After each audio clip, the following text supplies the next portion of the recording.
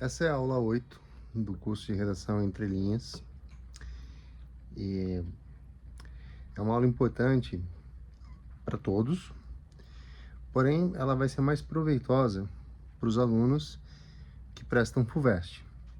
Então, se você estiver com o seu cronograma de estudos atrasado e o seu foco é Enem ou Unesp, eu diria, tá? Veja quando der, não tem importância pular das 7 para 9 nesse caso. Para os que prestam FUVEST, aí é meio inescapável. Essa é a nossa primeira aula focada em FUVEST e nós teremos outras, ok? Eu vou postar complementarmente a esta aula uma reflexão sobre amor, embora não seja o tema da aula de hoje. A aula 8 é uma aula para explicar que temas de redação são de uma certa natureza. Podemos dividi-los em temas de natureza social, né, como ocorre no Enem, por exemplo, né, o tema é de natureza social. Esse é o Haroldo, meu xodózinho. Haroldo, diz um oi, deixa o papai dar aula, ok? Dá seu oi. Haroldo, não fica na minha frente, fica de ladinho assim. Bom, os temas de natureza social, vocês já conhecem, eu vou me aprofundar neles, vou começar por eles, inclusive, tá? E gostaria que vocês deixassem nos comentários se gostaram do modo de aula dividido em partes, o que permite que você assista gradualmente, mas não por sua conta e risco, né? Porque eu paro no momento em que eu sei que, se você compreendeu o meu raciocínio até ali, seria numa aula presencial comigo, né, numa sala de aula, seria aquele momento de uma descontração, né, de um causo a se comentar, para dar uma descansada na mente, na consideração e voltar para outra parte, ok? Bem, então vamos lá. A diferença, tá, entre temas de natureza social e temas de natureza filosófica. Grosso modo, bem grosso modo, os temas de natureza social são temas que buscam uma situação, um problema concreta, para a qual um aluno concluinte de ensino médio tenha capacidade de desenvolver uma abordagem autoral, possa se posicionar diante da situação, problema, né? Geralmente de muitas maneiras, tá? E veja, uma situação é problema porque é possível pensar em intervenções de curto, médio, longo prazo para que o problema seja minimizado. Extinto, é muito difícil que um problema seja extinto, né? Mas pode ser minimizado. Tragédias são problemas fake, porque, né, são problemas para os quais não temos soluções, tá? Pelo menos não ainda. Então, adentrando a natureza social de um tema, é importante destacar que um tema é sempre sócio alguma coisa. Sociopolítico, socioeconômico, sociocultural, dentre outras possibilidades, tá? O que nós chamamos de eixos temáticos são formas de problematizar a relação entre o homem e a sociedade. Então, por exemplo, o homem e o mundo do trabalho, o homem e a estratificação social, que são as diferenças sociais, o homem e o meio ambiente, o homem e a ética, entre tantos outros. ok? Nós vamos ter no problema de natureza, no tema de natureza socioeconômica, que sempre refletiu o seguinte: a banca elaborou esse tema porque ela sabe que se você pensar um pouco, consegue fisgar do conteúdo aprendido em geografia, em história, sociologia, filosofia, literatura, né, alguma ideia. Mas é muito interessante fazer comparações, analogias, quando for possível, para temas de, assim, visões que incluam problemas que podem ser discutidos com física, com química, com matemática, né, com biologia. Eu vou dar um exemplo de uma abordagem, não vou desenvolver a ideia completa, com um tema, agora acho que foi 2019, não tenho certeza do ano, são muitos temas na cabeça. O tema era desafios à inclusão dos surdos no mundo do trabalho. E eu me lembro de uma redação que teve, não nota 1000, mas teve uma boa abordagem, ela começava assim: a dificuldade dos deficientes é inversamente proporcional à visibilidade desse problema quando se encontra, né, o deficiente, ou quando se nota o deficiente, ou quando se sabe que é o deficiente. Tá? Aí põe um ponto final e diz assim: é muito difícil ignorar um cadeirante, vírgula. No entanto, superadas as barreiras que rampas de acesso, elevadores resolvem, a inserção desse profissional com uma condição especial é bastante fácil, ponto e vírgula. No caso dos cegos, a abundância hoje de materiais em braille e a possibilidade de se produzir com, né, equipamentos especiais para cegos faz com que um cego possa interagir em muitas áreas. Tá? E isso é verdade.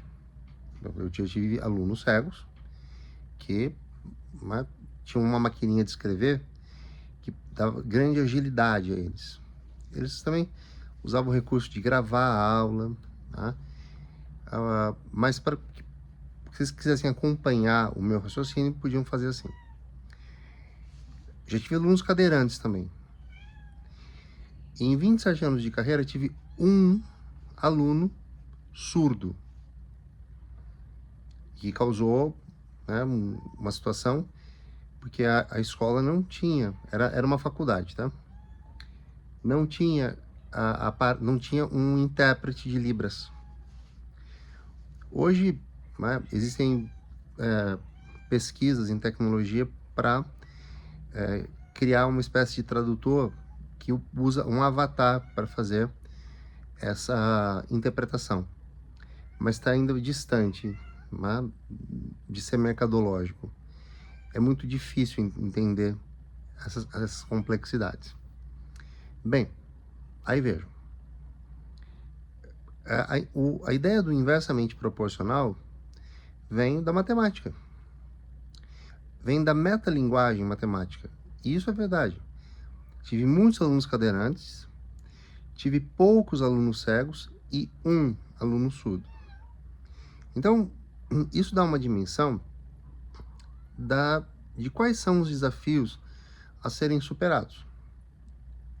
Então, quando eu abro, né, eu abro o quadro, esse aqui é o controlinho para poder parar o vídeo, tá, gente? Quando eu abro o quadro e penso nos desafios, o desafio óbvio, é o de utilizar intérpretes. Mas por que esse caminho? Tá? E veja, quando se coloca um tema de redação, desafios a proposta de intervenção que materializa a tentativa de superar esse desafio está lá na conclusão, no parágrafo em que nós fazemos a proposta de intervenção. Mas o raciocínio que justifica ser um desafio importante a superar tem que aparecer no desenvolvimento e ser bem explicado. Muitos foram no caminho da ideia de intérpretes de Libras que fossem profissionais da escola e que poderiam dar conta dos alunos com surdez, alunos surdos. Hoje não se fala mais surdo-mudo, né? Então, essa ideia tem problemas. Por quê? Porque é cara e porque mantém o aluno surdo com uma barreira entre ele e com qualquer outra pessoa que ele venha a interagir. O intérprete poderia até dar conta de traduzir a fala do professor, mas ainda isso fragmenta a experiência do que é a escola ou do que é qualquer ambiente de socialização. É lógico, não é uma ideia incoerente com a realidade do mundo. Porém, e por essa ideia não era um bom caminho. Porque quando nós problematizamos, podemos olhar a superfície do problema ou podemos nos aprofundar para a compreensão. Então, se nós imaginarmos a ideia de um isolamento do mundo, que é um mundo de linguagem, e boa parte dessa linguagem ela é falada, tá? O surdo se encontra muito mais excluído que o cego e que o cadeirante. Porque as interações humanas são importantes. Na escola, a socialização se consolida. O aprendizado de mecânicas, de formas de interagir, faz amadurecer os potenciais e sinaliza para um jovem ou uma jovem quais são as suas habilidades sociais. Todos têm um lugar ao sol. Tá? Há pessoas que falam bem, há pessoas que têm timidez, há pessoas que têm timidez, mas improvisam. E o papel, principalmente dos professores que trabalham na área de linguagens, é identificar esses alunos e ajudá-los, tá? Na medida do possível. Porque o ideal seria conseguir ajudar todos. Bom, o aluno surdo se expressa numa língua natural. Língua natural é uma língua falada por pessoas. Ela pode ter sido criada artificialmente por alguém, mas é uma linguagem destinada à comunicação interpessoal. Por isso chamamos de língua natural, como é o português, como é o francês, como é o alemão, como é o húngaro, o búlgaro.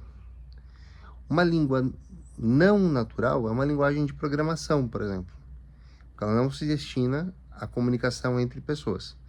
Libras, né, que é a linguagem de sinais falada no Brasil, que não coincide, ela não é universal, ela não coincide com o mundo todo. Então vejam, se nós temos na sociedade uma quantidade significativa de pessoas com surdez ou um grau elevado de deficiência auditiva, porque ser deficiente auditivo vai de um nível muito pequeno, por exemplo, uma sequela de ter trabalhado com um som muito alto, e pode não impedir um indivíduo de, por exemplo, trabalhar. Mas ela pode ser, assim, está muito perto do limite da absoluta surdez. Então, se não houver um aparato pensado para minimizar esse problema, esse indivíduo vai ter muita dificuldade de conseguir um emprego. A melhor ideia era a de fazer com que Libras fosse tão importante de se aprender quanto é aprender uma segunda língua. Muitos optam por inglês, alguns por espanhol, hoje já muitos optam pelo mandarim, mas isso é para uso eventual, ou para raras pessoas que se mudam, né, e migram e vão morar num lugar em que fala uma dessas línguas. Libras, no entanto, é uma língua de socialização, tá?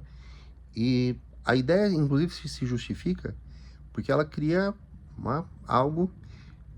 ela cria uma distinção positiva. É uma habilidade importante que seria muito valorizada no mercado de trabalho. Então, a partir daí, o aprendizado de Libras iria se tornar algo obrigatório nas escolas. Lógico, essa ideia tem algumas questões. As pessoas que estão fora da escola, e elas são a maioria das pessoas, não iriam aprender Libras. Então a gente teria que contar com a perspectiva de longo prazo. Não obstante, ou seja, não invalidando a ideia, uma segunda ideia, um segundo desafio poderia ser superado, que seriam mecanismos tecnológicos para transformar o que é falado num painel escrito, por exemplo. Enquanto nós ainda não temos uma tecnologia que use um avatar para representar a linguagem em Libras. E isso permitiria que professores que não aprendem Libras, que não sabem Libras, consigam continuar no mercado dando aula para esses alunos e trazer esses alunos para socialização escolar. Então, acho que deu para ilustrar bem que um tema de natureza social deve fazer uma análise mais concreta,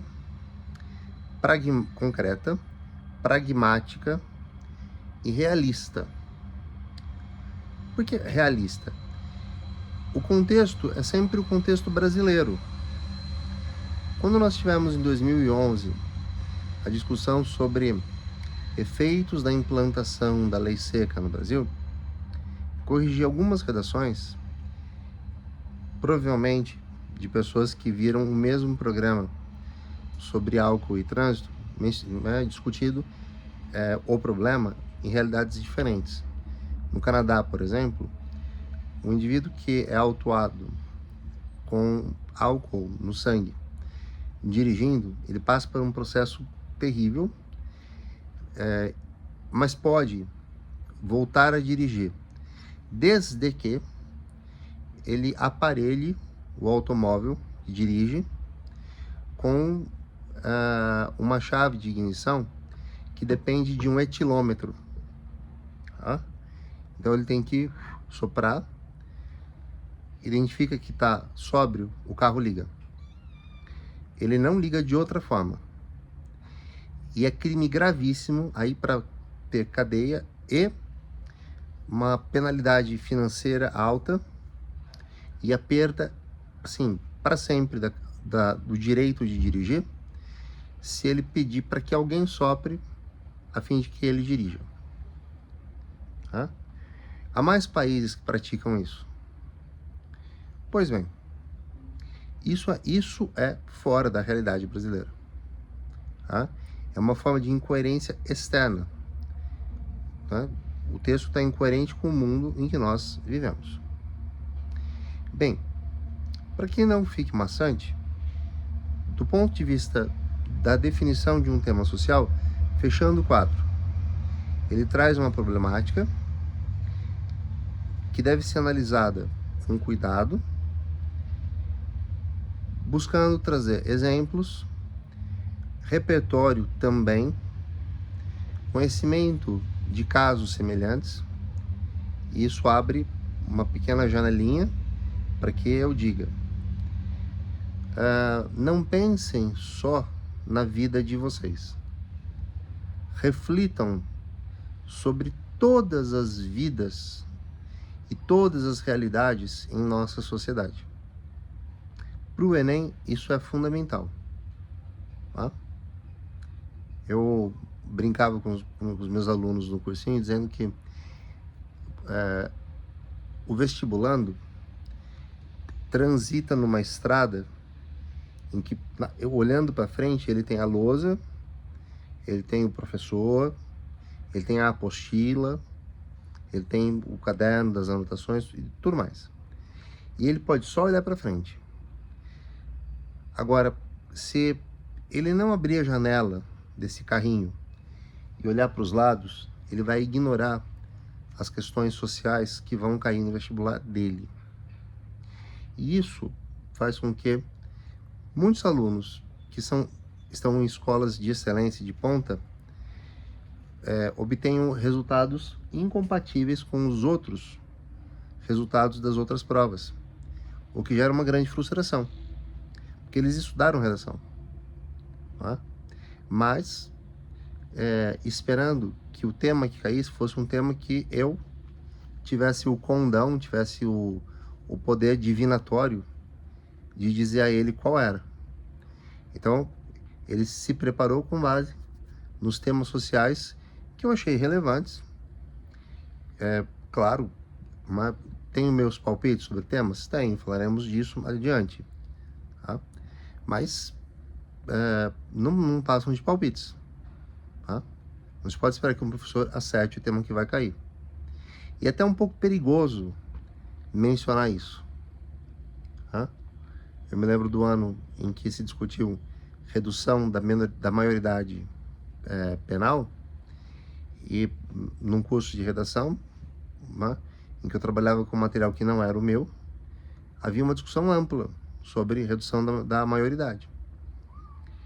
Os alunos, quando viram, né, a frase tema, que eu já disse aqui outras vezes, efeitos da redução da maioridade penal no combate a crimes graves. Efeitos. Isso significava que a opinião não era sobre a redução em si, mas era sobre o efeito, não é, que teria sobre o cometimento de crimes graves. E a coletânea era muito clara. Os crimes graves são cometidos majoritariamente por adultos. Então, não, era bobagem. Digamos, ir por esse caminho. Daria para ir? Daria, porque a gente pode considerar que o tráfico de drogas é um crime grave relacionado a outros. E então, prender criminosos mais jovens abalaria o tráfico. Mas o contraponto a esse argumento é o de que o tráfico ele vai recrutar jovens abaixo da linha divisória de menor de idade e maior de idade. Lembrem que de maior e de menor não há na nossa língua.